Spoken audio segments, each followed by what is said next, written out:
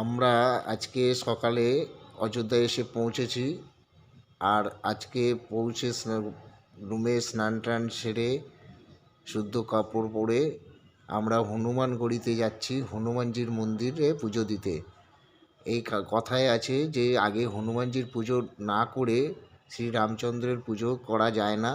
তাই হনুমানজির মন্দিরে পুজো দিতে যাচ্ছি। রাস্তায় প্রচণ্ড ভিড়, প্রচণ্ড ভক্তের সমাগম হয়েছে।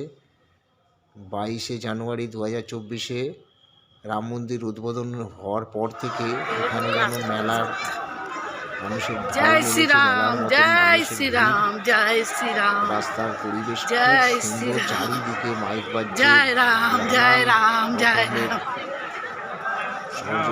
সাজসজ্জায় ভরে উঠেছে, প্রচুর ডেভেলপমেন্ট চোখে পড়ছে।